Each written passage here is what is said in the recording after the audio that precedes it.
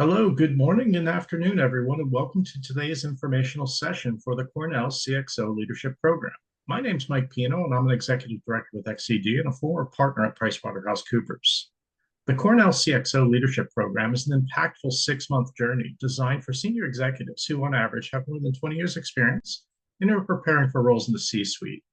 It's been a successful program over the last 5 years with more than a dozen cohorts and hundreds of graduates, of which dozens of these graduates are now CEOs. The program, beginning on November 15th, 2025, brings together leaders from Latin America, Africa, the Middle East, and Asia for 16 live interactive Saturday sessions at 8 a.m. U.S. Eastern.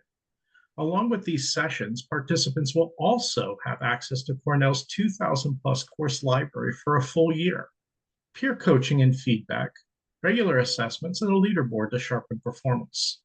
The program is organized around 3 themes: Think, which is developing a strategic mindset; Feel, which is building purpose and resilience; and Do, which is achieving executive excellence for yourself and your teams. It's now my honor to introduce our speaker today, Professor Michelle Duguid. Professor Duguid is an accomplished scholar and Associate Dean for Diversity, Inclusion, and Belonging at the Cornell S.C. Johnson College of Business. Her research spans power dynamics, social status, creativity, and diversity, and her work is widely cited in leading journals as well as outlets like the New York Times and The Economist. Today, she'll be guiding us on the topic Strategic Influence, Your Next Step Toward the C-Suite. Professor Duguid is known for blending rigorous research with practical and actionable insights for leaders, and I know that this conversation will be both inspiring and relevant as you chart your next career steps. In this session, if time remains, we'll be queuing up the questions using the Q&A button at the bottom of your screen in Zoom, and I will raise them to the professor following her remarks. Professor Duguid, welcome. We're excited to have you with us. Thank you so much, Mike. I'm going to just actually jump right in. I'm very excited to be with you. I've been with this program for a little while, and it is one of my favorites. I teach a lot of these sessions to executives, one of my favorite sessions to teach. So here we go. Sometimes I'm accused by my friends and colleagues of being a bit of a news junkie, which I have to say has become a bit of a professional hazard lately. Because, of course, I can't look away from the news, although there's so much going on given what I do. We need to be current so that we can speak to what's going on in the environment. But a lot, when I read through the papers, and I try to keep my outlets as broad as possible, when I read through the papers and I look at things related specifically to organizational or business leadership, a lot of what's focused on business leaders is, dealing with government regulations, dealing with other organizations, trying to get deals done, working internally with their people when it comes to M&As, right? Retaining people, labor disputes, all about influence, really. Okay. I mean, and the same thing happens when I'm in my classrooms. I teach our executive MBAs at the College of Business at Cornell. And I do a lot of this, as I mentioned, talking to executives and teaching executives. And, one of the things that keeps coming up in terms of pressure points for leaders is people. Same thing when I'm one on one. This is what people talk about most: how to influence people, get them to move in a direction, get them to not move in a direction. That seems to come up again and again, which is why a lot of my research is based on this area, because it just seems to be something that leaders are thinking about all the time and a skill that they really need to develop and hone.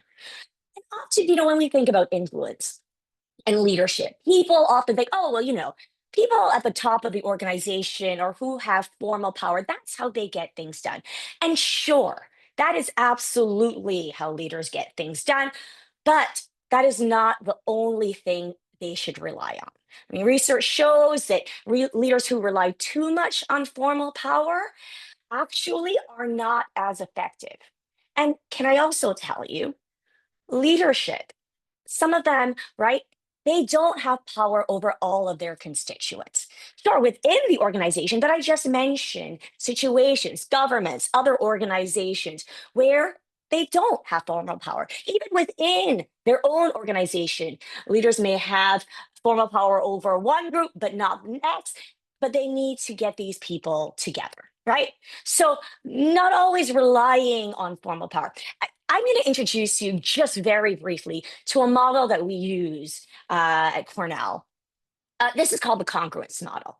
And we really like this model for a number of reasons. It's not only how leaders develop strategies, but also it can be used to diagnose strategies that aren't doing their optimal when it comes to outcomes and outputs. And I'm not going to go through this intimately, but I wanted to use it to highlight something. So inputs, right? How this model works, right? There are all these inputs. They're the things I just mentioned, government regulations, competitors, vendors, other organizations that really impact how an organization gets something done. Those are all the inputs, right? And all of those situations, most of those I mentioned, leaders cannot, formal power is not what they have access to. They can't punish, they can't, right? They need to rely on influence to make sure that those inputs are optimal so that then they can create a strategy and hopefully get those outputs. But so here's the model, right? There's a strategy. You take those inputs that you've negotiated, that you had your influence strategies, you create a strategy, and hopefully that leads to performance. But then you need to consider, right, the work that people do, the informal structure of the organization, right? The culture, the norms of the organization, the formal structure, how the processes, how are people hired? How are they promoted?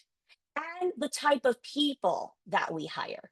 And basically, this model says all of these things need to be congruent with that strategy for it to be optimal, right? We need to hire based on that strategy. We need to promote people based on that strategy. The culture needs to support that. The work we do needs to support that strategy for us to get optimal outcomes. And once again, here, now we're talking internally. Leaders, right, may have some formal power here, but in some cases they don't. And so they need to know how to influence all of these internal workings of the organization, right? Often without relying on this formal power. Okay. Sometimes, yes, but not always. Some of the best strategies may not be relying on formal power. Okay. So it is important for leaders broadly. But humans, we are cognitive misers. Often we think, okay, if we're not relying on formal strategies, what we need to only rely on then is data. Of course, if people are logical, rational, right? If we give them the most impactful data or the best option, that's what's going to move the needle. And in some cases, yes, but I think all of us can think of a time, probably not too far in the past, where you have presented the best option, the most rational option, and who you were trying to influence didn't always go along. Okay. So we also, in this session that we're going to be talking about, account for people being rational and how to appeal to that part of our rational thinking, humans, but also accounting for the fact that there are other things that go on in the human mind. This is based on a lot of research on cognitive psychology and behavioral economists and so on. Okay, so we need to account for the rational mind and also some of our biases. The fact that humans, we are perfectly imperfect, we are rationally irrational. And here are just some examples. And we can see this in people, ourselves, if we admit it, but also in other people, right? The law of least effects.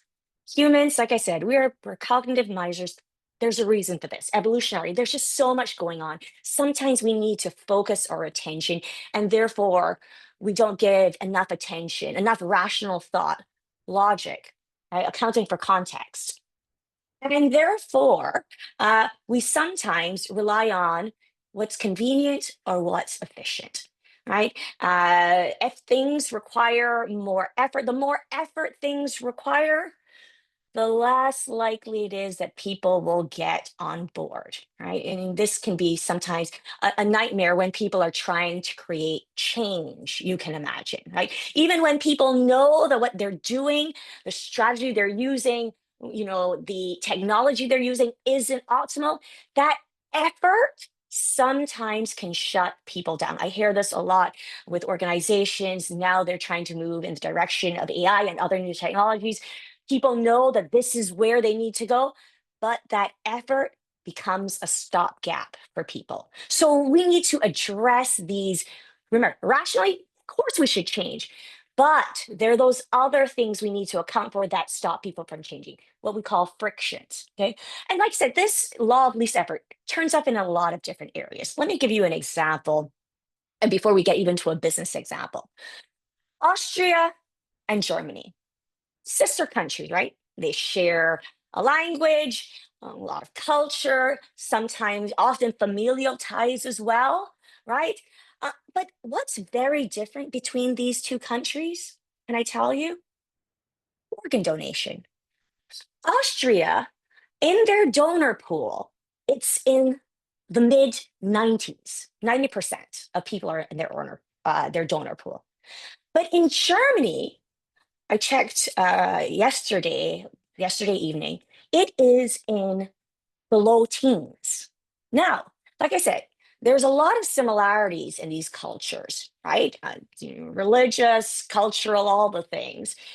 And so I don't think we know that that's probably not what's causing the difference, right? And I'm assuming that Austrians do not value their organs any less than their German neighbors. But yet we see these vast, vast differences. And I ask you, why is it that, there are these differences, right? And, people will scratch their heads and they'll, come up with some very interesting explanations. But it's actually quite simple. In Austria, you have to raise your hand and say, I don't want to be in the pool. You're automatically in the pool. And in Germany, you have to raise your hand and say, I want to be in the pool. One's opt in and one's opt out, right? And just the simple act of opting out, saying, I don't want to be in the pool that you're automatically in, people just don't do it, right? And that's why their donor list is so much bigger, right? And we're talking about an organ, right? Something that people, I assume, value. But just that effort of checking a box makes a big difference between organ donation, what people do with their organs after they die in Austria versus Germany. Checking a box, effort, okay? Same thing, more of a business example. There was this organization that these researchers were working in, and for years and years and years, people complained about the retirement plan. They said it was suboptimal, and every year they said why it was on what they wanted. And after a lot of research, focus groups, a lot of digging, and work by HR and lawyers, the organization came up with a new plan. Yeah. And so they put out this new plan. The old plan, however, was the default, and people could then just check the box. You've been there, check the box to opt into this new plan. And even after all of those complaints, it was in the low teens that people moved from the old plan to the new plan. Effort, right? This is why I'm going to skip this example. This is why we say overcoming effort. Organizations, leaders need to understand that this happens automatically to people. The more effort, the less likely they are to be influenced to get on board. So they need to be conscious about creating a roadmap. They need to set goals, smart goals, goals that are specific to what they want, measurable so people can see progress, achievable so people don't feel overwhelmed. If it is not achievable, that effort people are not willing to put in, right? Relevant to whatever the strategy is, and time bound so people can see within a certain time whether they have reached the goal or not and what they need to do. Okay. So, and providing support as well as resources when it comes to overcoming that effort, to influence people, to get things done, right? Making yes easier important. This is why, like I said, these sessions I really like because you're going to see it not only professionally, but everywhere. Right? Making yes easier. Supermarkets consult with us. So they know that at eye level, this is where we want you to buy, whether it's the most expensive thing or what we have more in stock. Okay. It's why signing up for all of those subscriptions is so easy, but getting out of it is so hard, right? People are not going to put in that effort. And knowing that this impacts behavior. Okay. There's also, I'm not going to go through all these, but other forms of biases are primacy and recency effects, our negativity bias, the fact that we have short term thinking versus long term thinking. And this turns up also in how we do reporting, right? Because of our reports, people have shorter, even though we say we want long term growth, and leaders need to be really, really, really conscious of this when they're trying to influence. How do we get people to expand their thinking, to think more long term, if that's what we want? Maybe we want them to think more short term, and we can do that too, understanding biases. Okay. So for this session, right, understanding influence is going to be based on decades of cognitive research. Although I do a lot of working with leaders, I am primarily a researcher, and that's how we approach these sessions.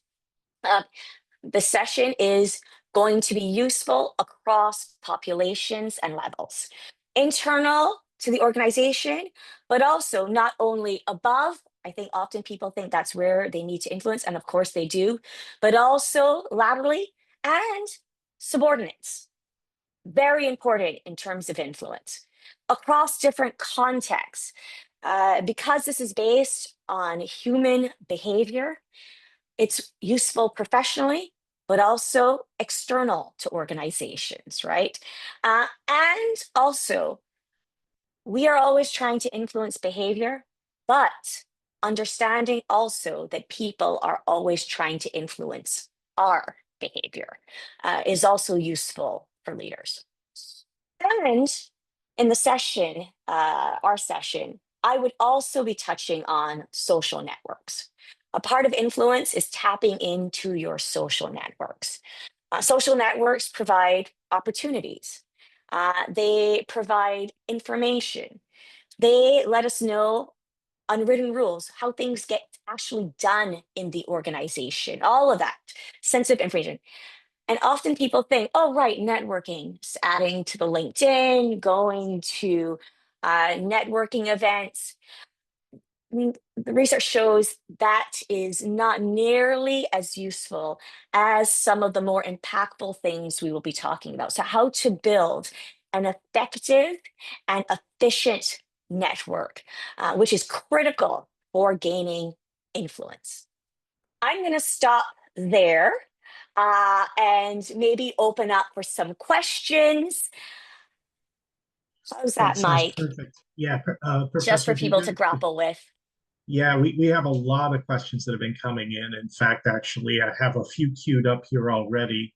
If you guys want to Right. ask questions, make sure you press on the More button in the Q&A section. You can ask your questions there.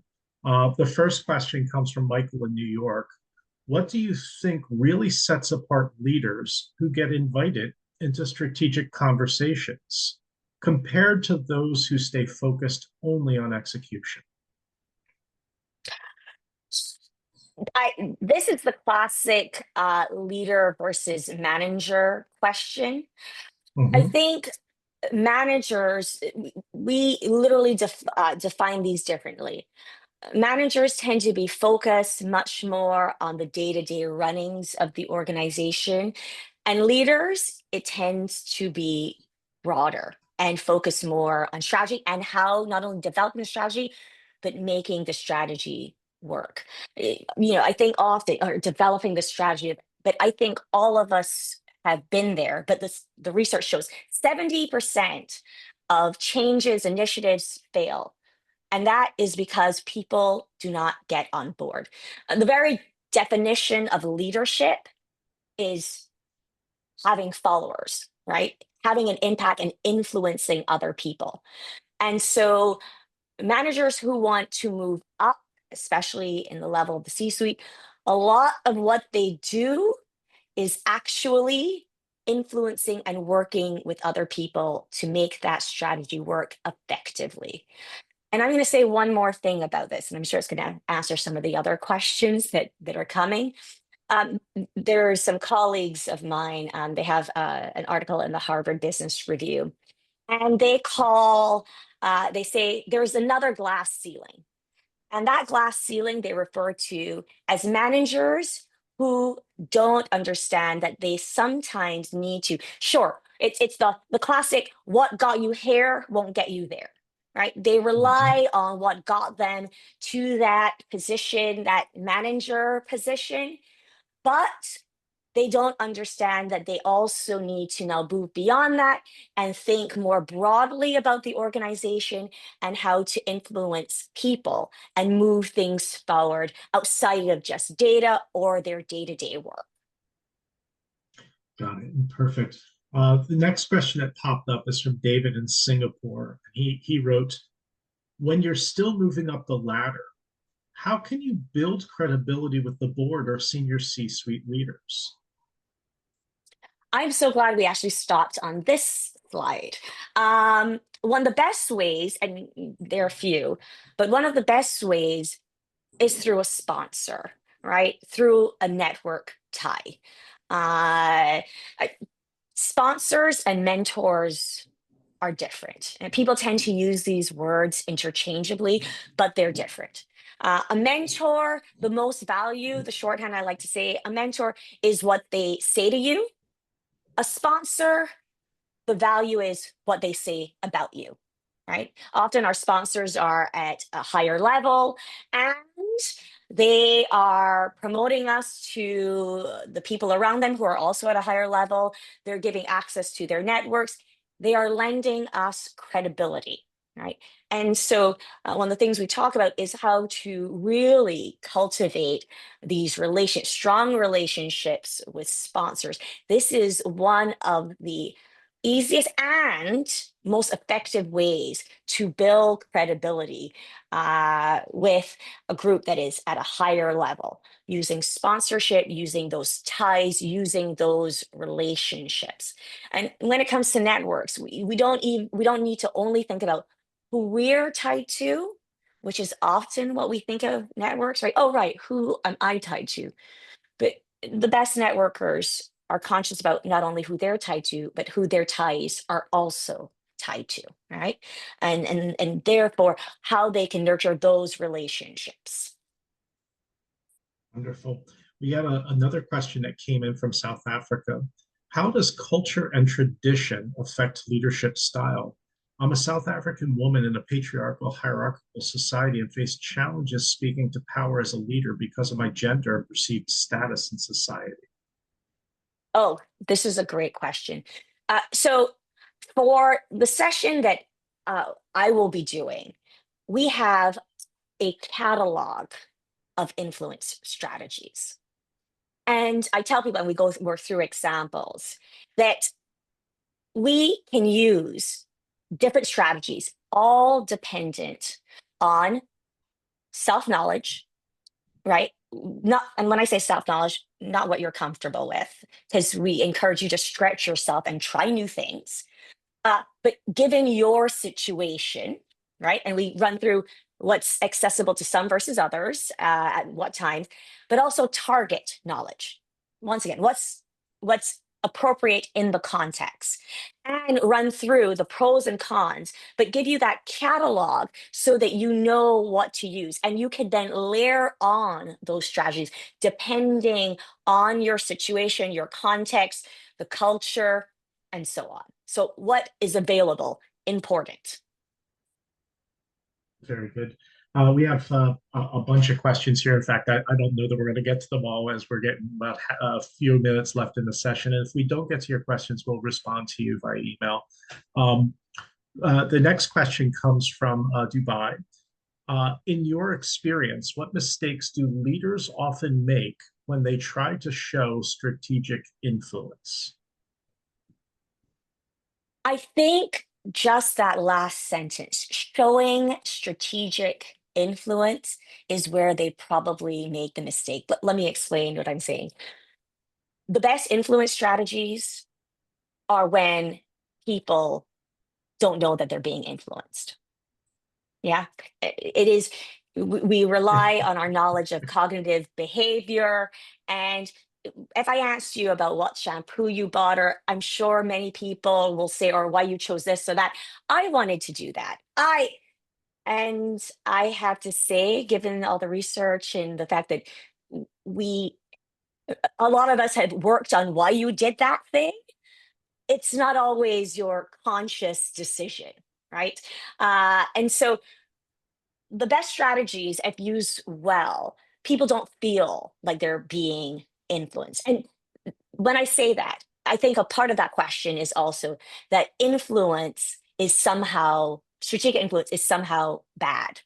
No, it's not only for feel like, oh, they're being influenced. It's for personal gain, and personal gain doesn't only mean your gain, for your group, for your department, often couched as for the organization, for the other person or the other entity is the best way to influence. So people don't think that you are using strategic influence or seeing strategic influence, which tends to have a connotation that it's for personal, or when I say personal gain, not only individual gain, but personal gain in terms of what's good for that individual, but good for the organization and good for whoever it is that you're influencing. And that is key.